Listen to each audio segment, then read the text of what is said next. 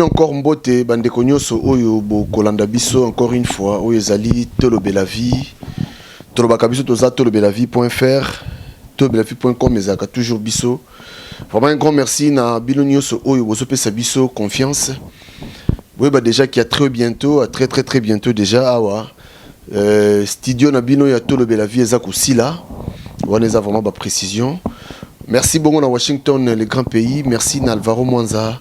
Et merci encore à Audrino Muzombo, coiffeur Yankolo. Nazali en direct na monsieur Mathieu Ilunga. To mekano ko solo la lisusu boyebi makambo ezoleka toujours na mboka na biso balobi toko garder silence te malgré ba moyen penza to bande ko zela nanu ko kite alors Toriko garder vraiment silence té. Tout avant quelques points où Toriko sola lelo na de konabiso Mathieu Ilunga point nabiso ezali mingi déjà lelo ezali boyebi que MLC UNC na Palou plus UDPS basangani hein basali mariage tout avant quelques points il y a kosola de konabiso Mathieu Ilunga. Mbote papa. Mbote messieurs les journalistes. Les techniciens na balandignon so ya tolobela vie. Voilà, toyambio lisusu Mathieu Ilunga poto solo là na makambo oyo eza koleka lisusu parce que makambo eza ebele oyebi donc tokoki jamais ko kanga minoko donc ezo senga toujours toloba et senga vraiment toloba mutuna absolu boso zali mariage MLC UNC Palou et UDPS. Est-ce que vraiment un mariage moko de cœur, tout ça mariage moko avec de certaines raisons Merci beaucoup, messieurs les journalistes de Tolobela Vie. Ndengo Ekolukangai pour na to solo la na bandeko. Oui, ndengo tikoloba mboka na biso eza na difficulté tokoka na mono côté. Na mutuna otiko tunangai ya baoyo basangani MSC, Palou, INC, MNA, IDPS. Est-ce que zali mariage ya bolingo ou bien zali mariage ya intérêt? D'abord, quand le mariage c'est ça la maca, la prière se va faire ça merci. Parce que bah équipe mariage est botaka, bana mariage est sangisaka pour un intérêt, ya kobota di bota. C'est pourquoi nous avons le on a le merci. Et avant tout qu'il y ait un détail, vraiment dans le lobby, nangai vive voix, merci dans mariage wana. Parce que l'autre on se dit pas la nuit tout le temps salamaka. Parce que vous voyez par rapport à ceux qui ont raison ou il y a intérêt. Mais vraiment on a un mariage parce que kobota, par kobota bana, boka si que kobota ma, foyer si que kobota ma, makangwa si que koya. C'est pourquoi batu bayaka. Et merci monsieur na koloba que oui, musala tozali kosala, musala peuple bazali kosala. Les lots bayoki yango et pas batouana basangani. Ce qui les lots basangani, c'est-à-dire bayoki makambo tolobaka. Bayoki ba conseil na biso balandi yango. Bayoki peuple congolais pour ça peuple congolais basali yango. Voilà pourquoi encore toujours que ça va merci. Maintenant, il faut évacuer na mariage, na vie politique, mariage, il y a raison, na intérêt, ou il y a amour, na raison, les amis. Na bolingo, na vie politique, mariage ou kokuta na batunyoso, ezaka toujours ya raison. Kambo a mariage na politique, kambo a mariage a bolingo ezate. Parce que politique est à bolingoté. Politique est à intérêt. Quel est l'intérêt? L'intérêt supérieur et à peuple. Quel est l'intérêt? L'intérêt à kokonisa. Bitumba na biso na suka. Quel est l'intérêt? Intérêt à répondre na besoin à peuple. Voilà tant toujours. Bolingo est à la rater na politique. Bolingo za raté za kosanga na intérêt. Lelo, merci beaucoup na Félix Antoine Chilombo pour ayoki avec kosangana. Lelo ngai Mathieu Ilunga sur les antennes, ya tolobela vie na kolobake. Na ka kolobelo komoko na tango ya Mobutu na deuxième république.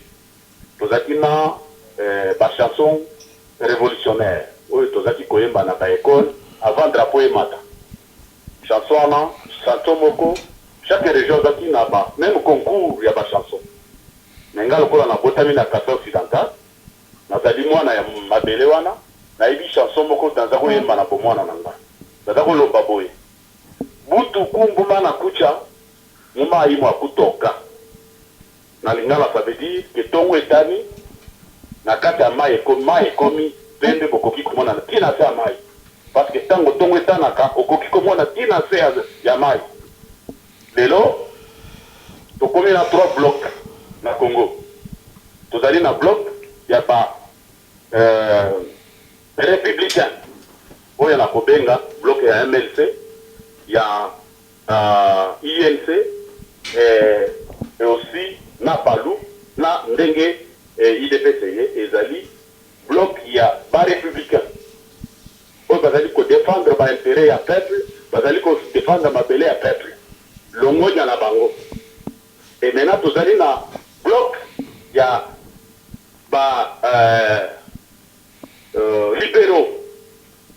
libéraux bato balingi ko libérer mabele na biso ko fongolela ngo bato nyonso ko piye yango ko na ba intérêt ya ba multinational ba libéraux bloc wana tozomona yango Olivier Kamitatu na Moïse Katumbi oyo bazali ba libéraux o bazana ba intérêt ya ba entreprise de l'État bazana ba intérêt ya kofongola mabele na biso na babaya et naka mususu wana naka oyo ya ba mercenaires de éviter son babanane c'est bien maintenant lokola tokomi na 3 blocs impact oyo tokokende na élection maintenant peuple ayeba ko juger quel est le bloc oyo ezali ko représenter peuple na oyo ezali kobundela peuple.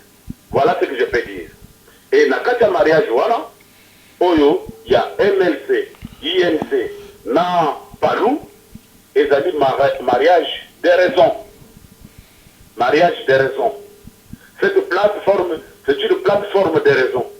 Batu bakoki kofinga lelo, Palou, et Palou azalaki na PPRD ayekoya. Non, Palou akendaki na PPRD parce que ezaki aussi mariage des raisons. Donc, il ne va pas partager beaucoup de choses. Dans le président, il est dans le premier ministre. A gagné qui parle pour redynamiser le parti. Mais il y a qui est lumumbiste. Parce que Laurent Désiré Kabila est lumumbiste. Tant au moins, on a dit que lumumbiste n'a pas de bango, baché au Kitundu, n'a pas mende. Or, les lumumbistes, ce sont des mercenaires. Et les tango qui parlent en tant que devrait le mumbiste, parce que qui est au couvent, c'est l'idée de le mumbisme. Mais Simbité, Bami s'est retiré. Et Bassadi, bien si un mandat est tiré, Bami s'est retiré.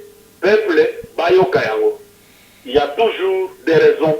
Il y a toujours des raisons dans la vie politique. Et Lélo, c'est lui qui a eu comprendre qu'il était dans le côté, dans la lutte du peuple, il fallait accueillir la Baye Baza pour défendre le peuple. Voilà ce que je peux dire par là, messieurs les journalistes. Voilà, toi, maintenant, moi, mon képé sur yo, hein, parce que makambo na yo, batu ebele, batu babengi ebele, batuni moi mituna pe moi ebele pona yo. Batu balobi yo zoloba ke yo format banamura. Yo format banamura place nini, batu bazana besoin bazo ba précision parce que balobi makambo yo zoloba ozalaka wana te et tout donc n'habite ceux qui yo lobela bango au contraire makambo bango bazoloba pona yo. Merci beaucoup monsieur le journaliste le polo papona nga opesa honneur ya ko papona nga et comme on nga ezali Mathieu Ilunga Kankonde na kombo na nga eza kombo ya Facebook ezali kombo na nga ya WhatsApp ezali kombo ya ngai nyonso na zala nango. Et je suis d'origine kassaïenne, né dans l'espace kassaïen, grandi dans la ville de Kananga, étudié dans la ville de Kananga. École primaire nanga na bandi yango na commune de Lukonga, na quartier bato benga Batoir. C'est là où j'ai commencé ma gardienne, première primaire, deuxième primaire. Toye kolongwa na commune wana, toye koya na côté ya Kamai, prison.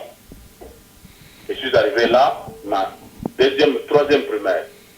Et dans cette école primaire, dans l'école primaire du Mouenaï, ils avaient l'école catholique, il y a quand SNCZ, Nakamanga. J'ai des amis, il y a en France, il y a école primaire à Wanapoto.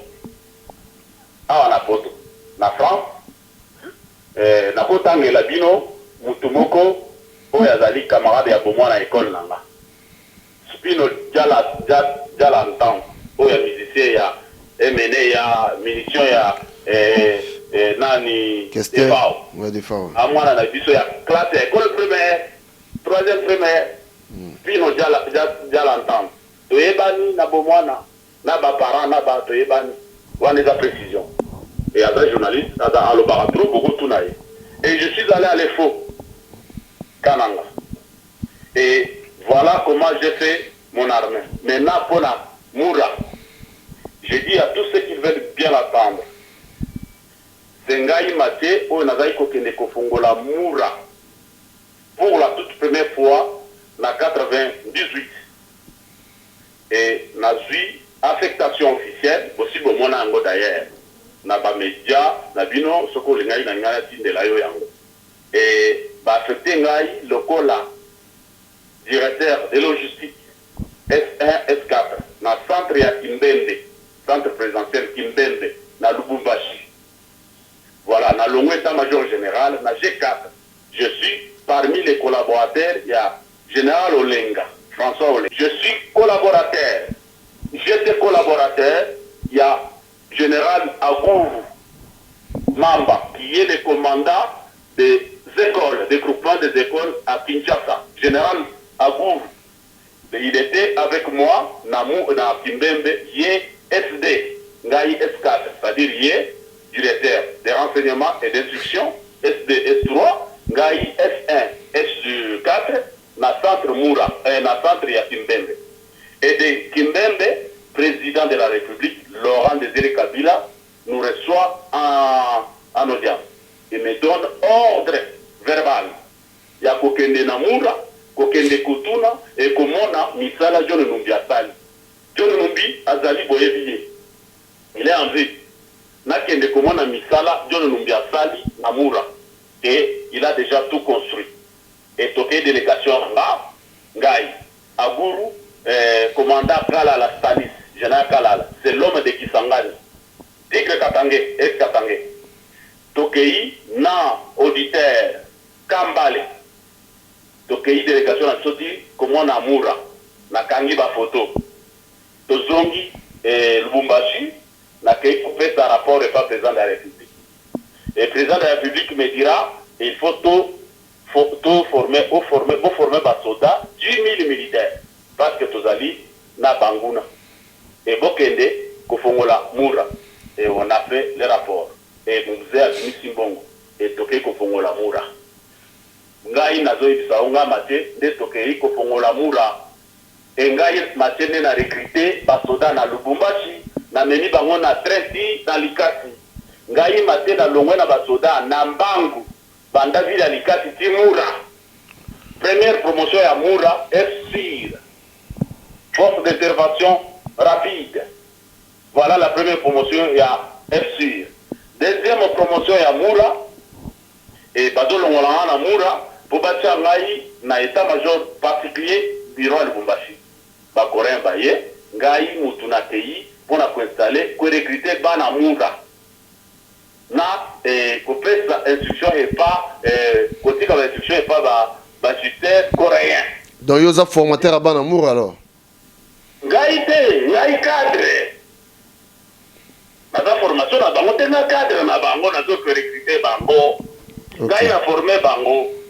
OK. Ngai Mate Ilunga to formé première promotion ya Bana Moura. Première promotion ya Bana Moura ezali FSIR. Deuxième promotion ya Bana Moura ezali 10e brigade ya Babere Rouge. On les a dit commandé par Major Steve Ouakoufa na Bitumba Équateur. Na général aujourd'hui qui doit être dans l'Est. Il a recruté Batouana, na Keina Bango. C'est moi qui est allé pour installation. Il y a pas ordre, il y a pas instructeur coréen. La Kambove, avec le général Mouloubi, Bina Ramaban. J'ai des photos, na routine de l'Oyango, au comment on a pas coréen, instructeur au Bayaki, pour la deuxième promotion, pour la former Banamoura. Voilà. Pourquoi je dis, je suis formateur de Banamoura. C'est moi, et Oya Fongoli Moura, Ngaïna Bakolek Nanga, Oya Nauchi Kotanga, commandant centre Zaki, Kala la Stanis, S3, SD, Agourou Mamba qui est aujourd'hui commandant des écoles dans le centre supérieur. Ngaï S1, S4 chargé de l'administration et de la logistique au sein de Moura. Ngaï commandant Mathieu. Voilà ma réponse. Voilà, donc je crois Boyoki commandant Mathieu Ndenga Lobi, o ezala ngwa analyse politique te, hein, o ezali to beta masolo, o ezala masolo ya mboka. Donc batu oyo bozo linga kotuna ka ba question ceux qui to sala analyse politique non, hein, bo tenir vraiment rigueur te, o ezala ngo masolo ya mboka parce que politique ceux qui occupé yango te yeba ki yango eko s'en occuper na yo. Donc voilà. Bino batu botuna ka botuna tuna biso to sala biso analyse politique te mais to sala masolo ya mboka. Voilà. Papa Mathieu, na tuno mutuna moko lisusu. Awa na poto batu baza, c'est-à-dire division ezamo makasi batu o baza na sima ya boye, o baza kotoyo, o baza koto, o baza kotoyo. Alors, wana ezali kambo bomba te, mais na kokamwa ebele batu yango batu bazo panza na sima na bango mo bakutani na bango sikoyo basangani lisusu kuna. Sikoyo sora bato kotoyo kozandeni. Merci beaucoup. Na mutuno tuni pona sora batu baza kotoyo. Oyebi ba combattant ya Europe oyo ngana bengaka lumière de la nation ezaki bilenge nyonso bazaki na Europe oyo bazalaki na posa ya mboka na bango na kusikula mboka na bango. Bana wana tango babandi makambo wana babandaki yango sans idéologie politique, sans organisation politique, sans idée politique. Parce que bandi sur à Londres et comme na Paris, na makambo ya musique. Voilà. Maintenant, bah il faut profiter, bah tu vas profiter d'un mouvement ya bana wana pour bah mais s'introduire na carte. Tout ça na sonne ya ko bomba bangote ngwala. Et dans ngai maté na eu conscience na kutani na bango nyoso. Na lozolo bango na media. Na kutani na Babé Masombo, na kutani na Zoro Bilel à l'époque, na kutani na Otombo, na kutani na Réunion, na Kewin Maïzo, na kutani na ba si c'est Chipamba ba Outi Belgique, na kutani na ba Gaz, bazali na Strasbourg, na kutani na Babokecho. J'ai fait mon travail. Je leur proposé le travail. Et maintenant, quand il y a Batouana, et à cette époque, Babé Masombo, na Zoro Bilere, Bazaki na Kamoko. Et Bango Bazaki na Kamoko, et Zaki na Kam, il y a Baodombo, on va approcher, il y a Ngwanda. Na ABC, Bana Wana, Baza na Poto, Ogotu na Bango, Ogotu ba contredire nga. Na ABC Bango ke tokuta na to solo la.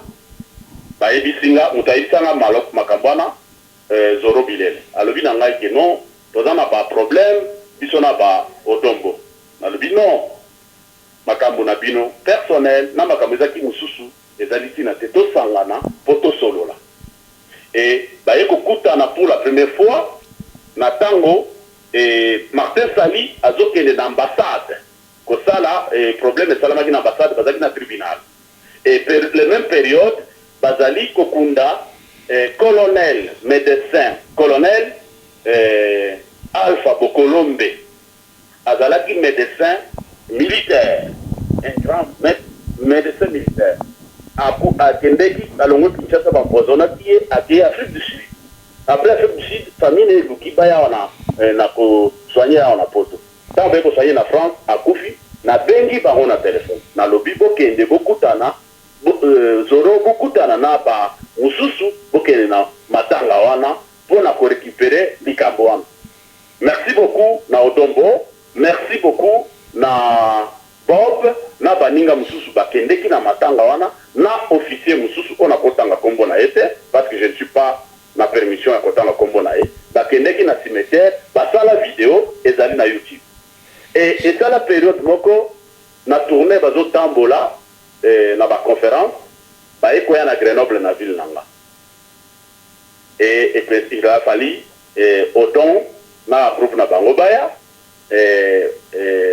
mais na ba matin sali baekoya te batu bayaki Mbappé Masombo na Zoro Bilele baouti da bamsu baouta ki Allemagne.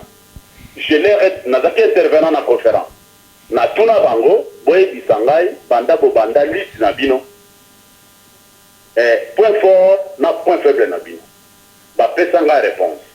Et tout ça ko solo là bien convivialement na proposa bango travail. To bandi musala. Na le but to kuta na bango nyos. Et le coup, on a travaillé na Zoro, na Babin, mais j'étais aussi en contact pour travailler na Odombo, na Bob, na Michel, Azana Lyon, na Batoussou, Bazarana Rennes. Et en même temps, na PK, Bazaki na groupe One. Et na Eba Kibleke Bazaraki, Mouvance, Yangwanda. Ce n'est pas un problème. Tomicha Bissonioso, la lutte citoyenne, il y a France, tous les indépendants, n'a pas parti politique, n'a pas homo politique, mais tout faire entendre voir la Bisso. Et ça qui en 2015, la Bissi Bango, Tomi s'organisé, Toyokana, to organisé locaux, pour tout comme à un moment, il y a que Benga va opposant à Kinshasa, Baya Awa, tout ça la cahier de charge, il y a que présenter Bango. Bissopé, et Bango va présenter Bisso cahier de charge là-bas. Tout obligé Bango, en 2015. Na ebiti bango bazali en Paris, bazali na France, bazali na Belgique, bazali partout, ba contredire nga. Na ebiti bango na 2015. Que to convoqué batwa na baya, to fait en cas de charge, to obligé bango, basa la bloc, ba pour un candidat moko contre Joseph. Candidat wana biso diaspora to appuyer bango. To bandi musala. Et côté ya kaya ba Odombo, ba elingai statut na organisation na bango ya résistance. Et tout ça là qui équipe de travail. L'équipe de travail wana ngai matché tant on attend biloko bakomaki na ici bango que non sentir pas debout. Pas la sens nango mais na vocabulaire nango. Na lebi lokola tolingi tolo wana balabala. To comme maintenant na pas place à pouvoir politique na occident. Parce que balabala ba kotike le biso balabala. To ko longa na château rouge. To keiti na place de la République. Tokeiti na place de la Concorde, tokokiko kendeti na Bastille. Et comme ça, il côté, il faut que ce tokota na bisika ya politique. Je savais ce que je disais. Vous voyez que Ngaï na salle qui réunion 3 heures na président de la République François Hollande à l'époque. Na réunion wana, ils ont makambebele to solo laki. Et Ngaï en France, on a fait le travail où ezali droit, ezali ebimisi loi en France. Il y a changement radical de la politique de la ville. Et ça loi l'a mis. Et tout le temps en France, dans une organisation, dans une association, j'étais le seul Congolais. Peut-être dans tout le monde a héritage.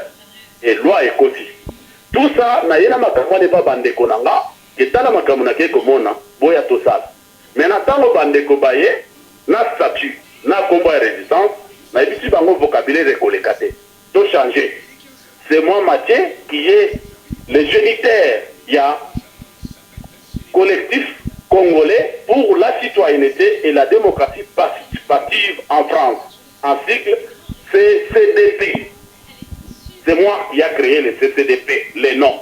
C'est moi qui a fait le statut de CCDP. Et c'est moi qui a écrit le règlement d'ordre intérieur, je pense, et dans la charte politique. Batoubasan à Lyon, Bazali na Lyon, Nico, Moulele, Tozali na Kalala, na Saint-Etienne, combattant, Tozali na Chidiwa, Bazarière, na Grenoble, Tozaki Ebele, Tofali, Tosali Moussalawan. Tango Tozali en place, Toponi Odon Azala, coordonnateur principal. Gaï Mathieu Nazaki, coordonnateur chargé des stratégies politiques. Donc lui maintenant, tant que Salami et Sili, Batubazo Wasikoyo n'a pas côté Bavandaka, va créer ma solo. or bato ya ngwanda lokola baza kotravaille mpo na ngwanda balobi mpo na bango ongwanda nde azala leto nga lobi non odo abandi kosala discours bato baza nsima na ngai na ppr na ccdp bazala nsima ngwanda.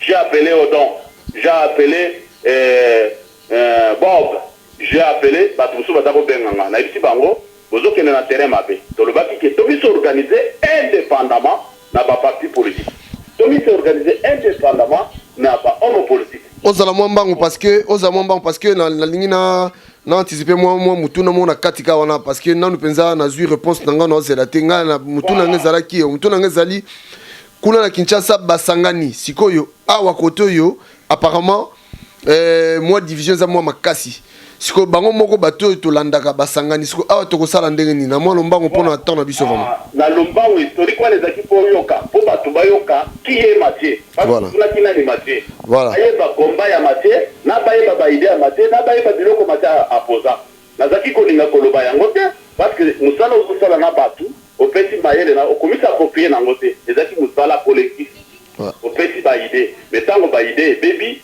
alors natiki bato na ndenge na bango mais j'ai des amis qu'on parle avec eux lokola ba Martin Sali on parle avec eux tout ça na bango ba Bema Sombo tout ça na bango et ba Blandine tout ça na bango on s'est trouvé ensemble maintenant les lots na mutuno tuni et to kabani diaspora au kabanité bato bakabwana qui fait parce que bazaki si babatu il fallait qu'on s'organiser na même moyen que bango ba s'organiser biso diaspora to s'organiser pe to télément to proposer ba idée na biso to fand ensemble mutu na mutu to tika kingai bungai ngai to tika kozala sima batu. Ces gens là ce sont des hommes politiques, des grandes personnes qu'on respecte mais biso ba jeune to sangana to définir ce que nous voulons pour la bao baza na mabele kuna na terrain ndenge ni toko na bango et bango ba sangani sikoyo mais biso ba tozala otoka tonité ezali normal bango bitumbe zalaka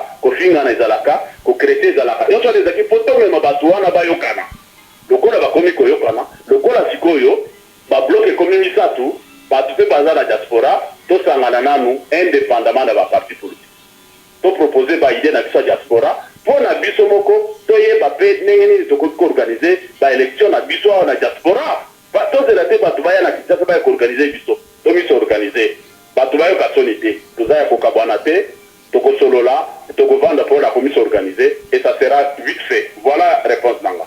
Voilà, papa Mathieu, tu comme na souka, n'habite le basuka ezani ni pona toute cette intervention lelo. Na zo signaler batuka ki non vraiment mikolo to bando sana yo moi ebele, yande na lobi ezanango analyse politique te oyo eza masolo ya mboka tondo beta na biso masolo ya mboka na cadre ka ya actualité oblige. Le basuka ezani poto toute cette intervention na biso lelo.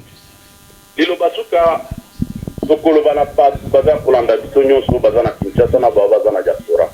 Tozana bao ebele bazako komela biso ke bazo finga biso pona nyozo zolo ba oyo zo finga oyo non pression na biso ezaki pona kobema ba politicien bayokana et botimbu mabayokani et l'autre commune maintenant na trois camps clairs et quand on a il faut to sale la yango et batu mususu bazolo bao élection sala maté et tozo libérer mboka oui même na carte élection to ko libérer mboka toko libérer ndenge ni na ko yisa bino mais toko lo bankamuyo sona singate il faut à un moment donné toko na organisation politique solide et ça animé na batu moko boye na mandat déterminé et tant que mandat wana 5 ans ici et batu na tomoni est-ce que bako renouveler ou pas toko kota na rythme ya kobanda kokanga batu tango tokozala na bokonzi na maboko pour les loso tolobikaka oyote papa ya nde bazo donda na Kinshasa bapa bazo botisa bana na biso bana babali bango te me bazo botisa bango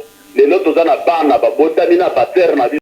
Voilà, ouais, continue mon aussi ça to kosuki sa malobana na suki zalike diaspora congolaise babundaka na makolo mibale to bundaka na lokolo ya pression nation et to bundaka pena lokolo ya solution na négociation na victoire donc au bunda kaka na lokolo moko ya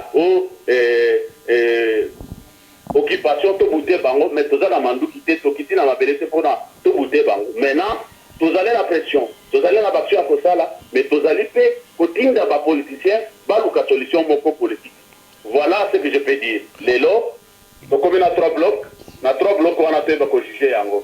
Tomoni émission elekaki mulunda lobby ndenge nini batekelaki Katumbi mini mine oyo asombaki na 6 milliards aye koteka ngo na 95 milliards et toyi komona ndenge nini Katumbi azwi mabele baza kobenga mabele na Lubumbashi casquerite, c'est-à-dire baza bakamion minene ezozwa mabele wana eza stocké na Zambie na Afrique du Sud, eza stocké olia koecréer misala na mboka na biso azwi mabele na kati ya mabele wana eza na or, eza na cobalt, eza na cuivre na baminere mosusu abimisa yango, même or eza na kati mabele ngomba mobimba babimisi yango ake kostoke mabele na bapaya. Katumbi azosala lokola bachinois, et cet homme là oyo bachinois bazopesa bango mabele bazali kozwa na banzete bazokende nango na Chine, bazozwa mabele na biso bakende nango na Chine. Voilà, c'est les mêmes façons ya Katumbi azali kosala apie mabele azwi yango ake kotia bisika oyo amonaki ke aza na sécurité oyo amoniki eza epa na ye. Mutuna on est tout na yo mais on répond na moi 1 minute pour tout ceux qui sont vraiment réalisateur et psinga itan. Donc pour na yo osa sur c'est-à-dire osa pour l'élection. On dit que pour na yo monique élection des a solution. Bato baza na terrain na Kinshasa na peuple na biso na ba homo politique balobi élection eza na 2018 na église catholique baza ko senga accord esala matokene na élection de 2018 et tikele biso muke en entre-temps te perdre des forces na biso a se mobiliser na ko travailler mais ba besoin que na élection ba que l'élection mais biso peut tozali awa tozali ko sala pression tozo ko tuna biso solution ko uta na biso na kati ya élection solution ko kuta na soulèvement populaire, mais ce soulèvement populaire salami no quitté élection salami no qui solution ko monante. Je suis d'accord pour na ba des solutions mais nyo se tambola nzela moko. Voilà, nyo se tambola nzela moko, c'est-à-dire politique ezala kabatambola kana ba kolomi balé likolo ya négociation na lokolo ya pression. Voilà ce que je peux dire là-dessus. Voilà, merci Ndeko Mathieu. Naibi Kenarozo, Lisusu, je crois même à ta lobby pour Makambuza, moi et Belé, te développer, je crois te redévelopper en moment, merci. Voilà, je crois Bolandi, intervention, il y a commandant Mathieu, Boki ba réponse naie, donc Bangonde Mutuba Sala, idéologie à Banamoura, ba photo ezali, yango on a déjà bomoni. Donc d'ici là portez-vous bien. Toujours le kaka ba solution de nobi o ezali masolo ya mboka. Donc nous sommes obligés ya kokota masolo ya mboka. Biso tozana biso politicien te to sala ngai, je parle de moi. Je suis pas un politicien. Naza moi na mboka, donc je parle de mon pays. Non le belakaka mboka nangai Congo. D'ici là portez-vous bien et restez connectés, surtout partagez l'émission Oyo partout et bobo s'en a pété s'abonner massivement na Tolo Belavi. Merci beaucoup.